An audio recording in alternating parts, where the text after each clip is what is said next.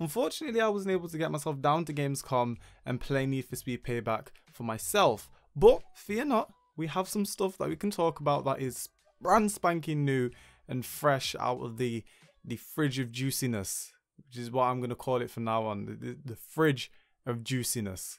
It's where all the juicy stuff comes from. Now what you're seeing here, ladies and gentlemen, is a brand new race on Need for Speed Payback, and what's significant about it for me is that it's off-road. Now this really gives us a chance to see how the car handles and how it looks, or what we can presume it feels like off-road. Now the reason why this is really significant to me is because there was no off-roading on Need for Speed 2015. So they would have had to do some serious revamping to the way the physics work on Need for Speed Payback to get it to be a comfortable and enjoyable experience. The handling on Need for Speed 2015 was very split for a lot of people. A lot of people hated it, a lot of people could deal with it, a lot of people loved it.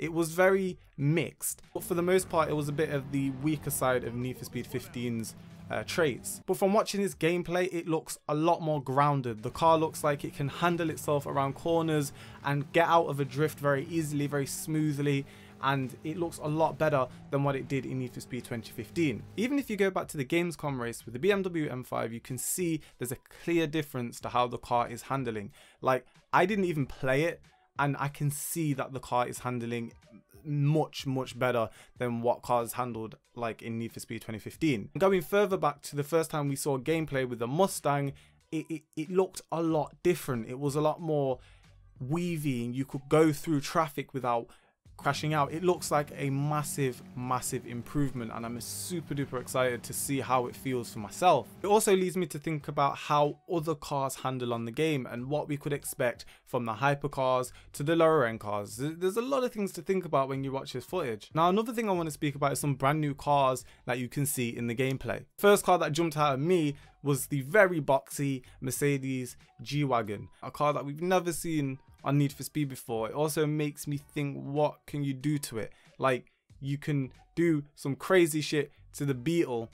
What can you do to an off-roading car like a G-Wagon? And I'm not sure if this car's been revealed before or if it's been seen in another trailer. I'm pretty sure I've seen it before, but the Mercedes A-Class, which is also a new car to the list, not my favorite car, but it's definitely an interesting addition to the list. I would love to see what you can do to that. Get it really low, get some big ass wheels on it, you know, rice the hell out of it, do what you please. And this just branches out to make me think, what can we possibly expect from the entire car list? Now the versatility is quite high in the car list this time around. The last game was very tuner based. I'd say it was more tuner friendly. There was a lot of JDM cars, and it was kind of more of an underground-esque car list, whereas this time around it seems to be a lot more vibrant and varied, and that really leads me to think about what cars we could be expecting to be revealed over the next couple of months. Now staying on topic with the cars, you can see that the BMW X6 has some pretty detailed customization going on. It's got those tinted headlights which get me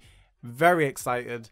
You've got, it looks like custom front bumpers and fenders and stuff. It's raised or risen, and it looks absolutely mad. It also has on what looks like 1552 wheels. I might be wrong there, you might have to kill me, but it looks absolutely insane.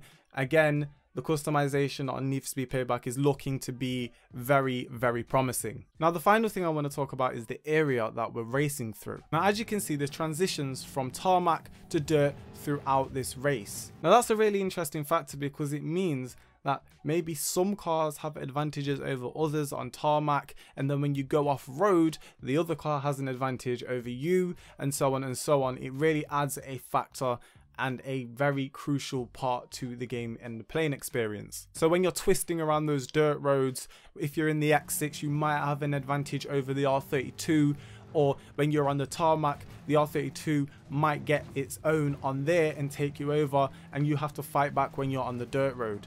It really adds a huge part to the way you play Need for Speed, and I'm very much looking forward to it. Along with that, we can see jumps, tunnels, and a whole bunch of things that just really make Need for Speed Payback look insane and absolutely fun to play. I knew that Need for Speed were going to take some new ventures and do some things that would probably surprise us in the next game, but I wasn't expecting off-roading. I'm pretty surprised that it looks so good. It looks fun, enjoyable, easy to get into, and I cannot wait to get my hands on it. What do you guys think? Let me know in the comments below what you guys think about the off-roading. Are you excited for it? Are you not excited for it? What do you want to see from it? Make sure you put it down below. And if you want to see more Need for Speed Payback videos, make sure you leave a like and subscribe if you haven't already. I'll see you in the next installment. Thank you for watching.